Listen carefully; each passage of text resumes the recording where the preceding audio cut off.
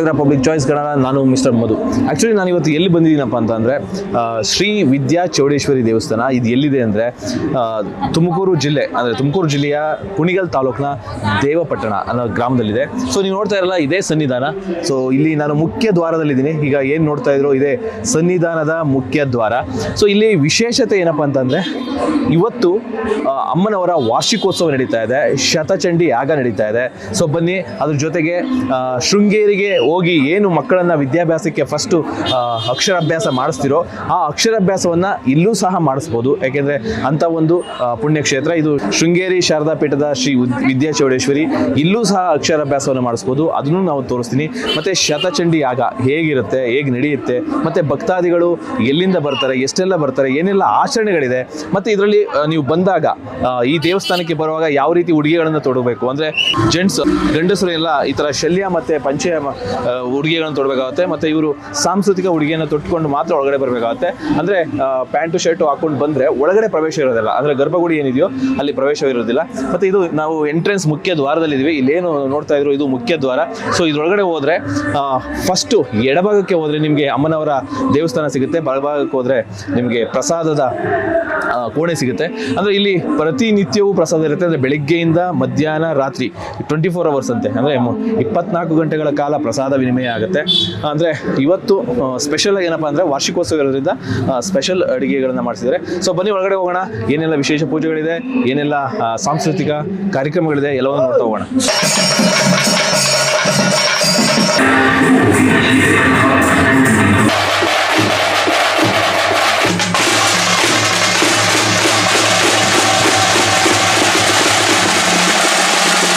ಎರಡನೇ ಸತಿ ವಿಸಿಟ್ ಮಾಡ್ತಾ ಇದ್ದು ಟೆಂಪಲ್ಗೆ.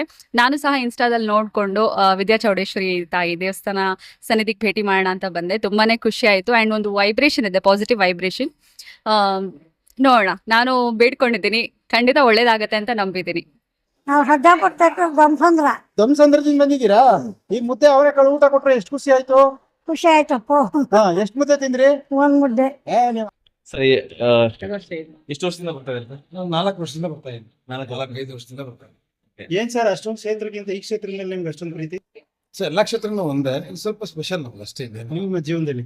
ನಂಗೆ ಸ್ವಲ್ಪ ಬರ್ತಾ ಇರ್ತಾರೆ ಹೊಸ ವರ್ಷ? ಹೌದೌದು, ಬರ್ತಾ ಇರ್ತೀನಿ. ವರ್ಷಕ್ಕೆ ಇವತ್ತು ವಾರ್ಷಿಕ ಸತಿ ಬರ್ತೀನಿ. ಇವತ್ತು ವಾರ್ಷಿಕೋತ್ಸವ ಅಂತ ಬಂದಿರಾ? ಅವಾಗ ಬರ್ತಾ ಇರ್ತೀರಾ? ಇಲ್ಲ, ಬರ್ತಾನೆ ಇರ್ತೀನಿ ನಾನು. ಅವಾಗ ವರ್ಷಕ್ಕೆ 3 ಸತಿ ಬರ್ತೀನಿ ನಾನು.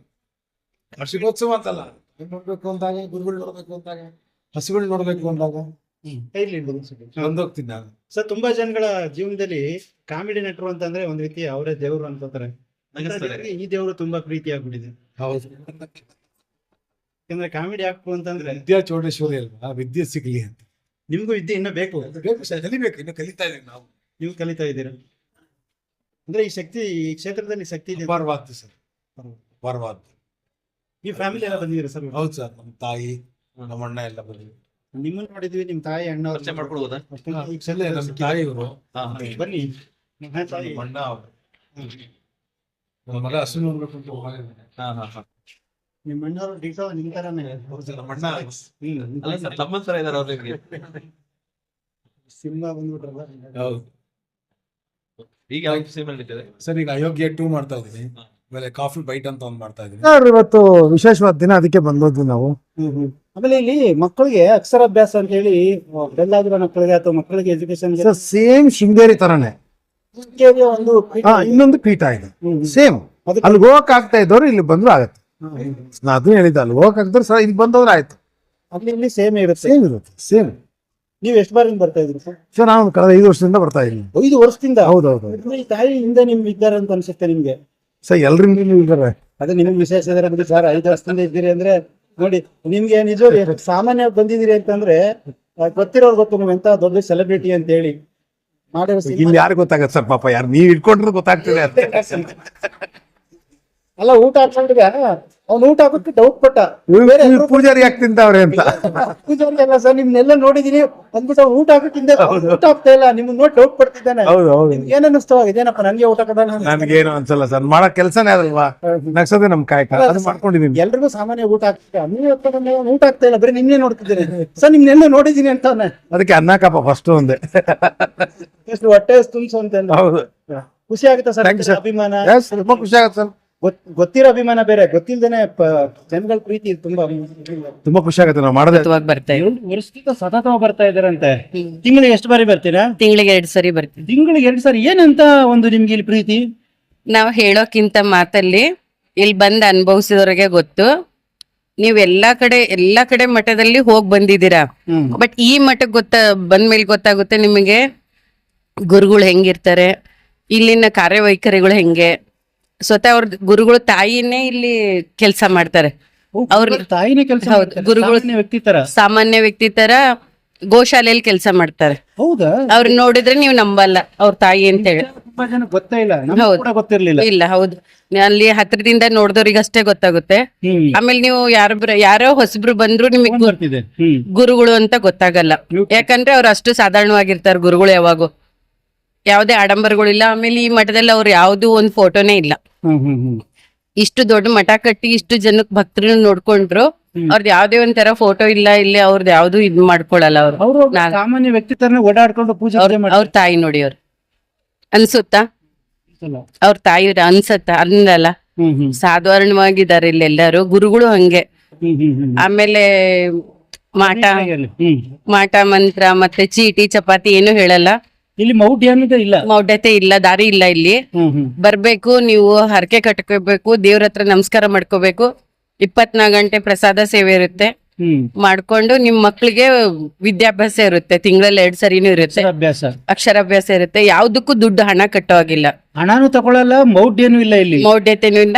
ಆಮೇಲೆ ಅದು 2,000 ರೂಪಾಯಿ ಇಲ್ಲ ಅಂತಾರೆ. 2,000 ರೂಪಾಯಿ ತಗೊಳ್ತಾರೆ ಅಂತ. ಅದೇ ಇದು ಕಳಸ ಬರವಣಿಗೆಗೆ ಅದ್ 2,000 ರೂಪಾಯಿ. ಇದರಲ್ಲಿ 500 ರೂಪಾಯಿ ಗೋಶಾಲೆಗೆ ಹೋಗುತ್ತೆ, 500 ರೂಪಾಯಿ ಅನ್ನ ಪ್ರಸಾದಕ್ಕೆ ಬರುತ್ತೆ, 500 ರೂಪಾಯಿ ಅಮ್ಮನ ಹೂ ಅಲಂಕಾರಕ್ಕೆ ಹೋಗುತ್ತೆ, 500 ರೂಪಾಯಿ ಕೆಲ್ಸಗಾರರಿಗೆ ಹೋಗುತ್ತೆ ಅಷ್ಟೇ. ಎಲ್ಲವೂ ಕೂಡ ವಿಭಾಗ ಆಗ್ಬಿಡುತ್ತೆ. ವಿಭಾಗ. ಇಲ್ಲಿ 1 ರೂಪಾಯಿ ಯಾವ್ದೇ ಭಕ್ತರು 1 ರೂಪಾಯಿ ಕೊಟ್ರು ಅದು ಯಾವ್ದಕ್ಕೂ ವೇಸ್ಟ್ ಆಗಲ್ಲ. ಅಂದ್ರೆ ಕೆಲವರು ಹೇಳ್ತಾರೆ 2,000 ರೂಪಾಯಿ ತಗೋತಾರೆ ಅಂತ ಹೇಳಿ. ಆದ್ರೆ ಕೆಲವರು ನಮ್ಮ ಹತ್ರ ದುಡ್ಡಿಲ್ಲ ಅಂತ ಒಂದ್ ಚೀಟಿ ಬರ್ಕೊಟ್ರೆ ಅವ್ರಿಗೂ ಹೇಳಿದಾರೆ ಗುರುಗಳು. ಅದನ್ನೇ ಹೇಳ್ತಾರೆ ನಿಮ್ಮ ಹತ್ರ ಹೇಳ್ತಾ ಇದಾರಲ್ಲ. ತುಂಬಾ ಜನ ಹೇಳ್ತಾ ಇದಾರೆ. ತುಂಬಾ ಜನ ಅದನ್ನ ಉಪಯೋಗ ತಗೊಂಡಿದ್ದಾರೆ. ಇದ್ದವ್ರು ಕೊಡ್ರಿ, ಇಲ್ದವ್ರು ಚೀಟಿ ಬರೆದ್ ಕೊಟ್ಟು ಕೇಳ್ರಿ ಅಂತ. ಯಾರಿಗೂ ಇಲ್ಲಿ ದುಡ್ಡಿಂದ ಅಳಿಯಲ್ಲ ಗುರುಗಳು.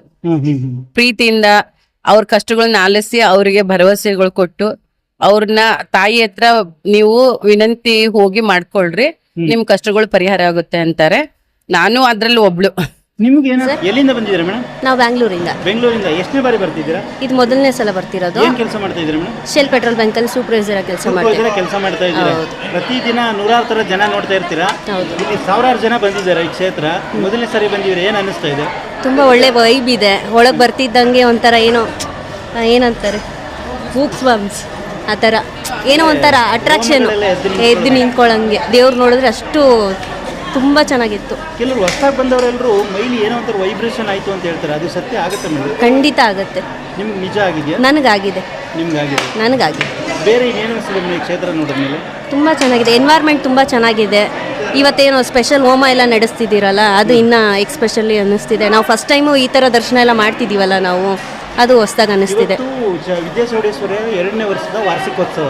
ಇದೇ ದಿನ ನೀವು ಬಂದಿದ್ದೀರಿ, ನಿಮಗೆ ತುಂಬಾ ಖುಷಿ ಆಗ್ತಿದೆ. ತುಂಬಾ ಖುಷಿ ಮಾಡ್ಕೊಟ್ಟು ಇದು ಮಾಡ್ತಾ ಇದ್ದಾರೆ, ಅದು ಒಳ್ಳೇದಾಗ್ತಾ ಇದೆ. ಆಮೇಲೆ ಯಾವರೆಕಾಳು ಮುದ್ದೆ ನಮ್ಮ ನನ್ನ ಫ್ರೆಂಡ್ ಬಂದಿದ್ದಾರೆ ಇಬ್ರು, ಅವರಿಗೆ ಇಲ್ಲಿ ಚೆನ್ನಾಗಿದೆ. ಮತ್ತೆ ಸೈಟ್ ಎಲ್ಲ ತಗೊಂಡಿದ್ದಾರೆ. ಒಳ್ಳೇದಾಗಿದೆಯಾ? ಹಾ, ಒಳ್ಳೇದಾಗಿದೆ ಮೇಡಮ್. ಅದೇ ಸೈಟ್ ಎಲ್ಲ ಪರ್ಚೇಸ್ ಮಾಡಿದ್ದಾರೆ ಇಲ್ಲಿ ಬಂದು ಹೋದ್ಮೇಲೆ. ಇಬ್ರು ತಗೊಂಡಿದ್ದಾರೆ? ಹಾ, ಇಬ್ರು ತಗೊಂಡಿದ್ದಾರೆ.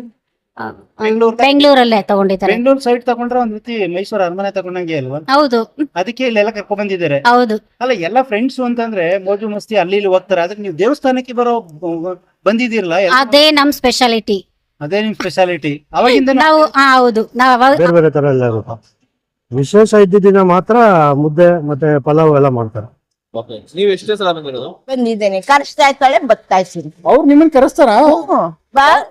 ಬಾಂದರ ಯಾವ ತರ ಕನ್ಸಲ್ಲೋ ಅಥವಾ ಬಂದು ಹೋಗ್ತಾರೋ? ಬಂದ್ ಮನ್ಸು ಬರುತ್ತೆ, ಬರ್ತೀನಿ. ಹೆಂಗೆ ಅಜ್ಜಿ? ಬಂದಾಗ ಮತ್ತೆ ಎಲ್ಲ ದೇವ್ರಿಗೆ ಹೋಗ್ಬಿಟ್ಟು ಬರ್ತೀನಿ. ಎಲ್ಲ ದೇವ್ರಿಗೆ ಹೋಗಿ ನಮಸ್ಕಾರ. ಕ್ಷೇತ್ರಕ್ಕೊಂದು ಏನಾರು ಒಳ್ಳೇದಾಗಿದ್ದ ಆಗ್ತಾ ಇದೆ, ನೋಡೋಣ ಇನ್ ಮುಂದಕ್ಕೇನು. ಆಯ್ತು, ನಾನು ಇನ್ನು ಜಾಸ್ತಿ ಮಾತಾಯ್ತು, ಬೇರೆಯವ್ರು ಮಾತಾಡಿಸ್ತಿದ್ದಾಳಿ. ಹೋಗೋದಾ? ಹೋಗಿಪ್ಪ. ಆಯ್ತಾಯ್ತು. 3 ಲಕ್ಷ ಬರ್ಬೇಕು. ಆ ತಾಯಿ ಬಂದ್ರೆ 3.5 ಲಕ್ಷ ಅಷ್ಟೇನಾ?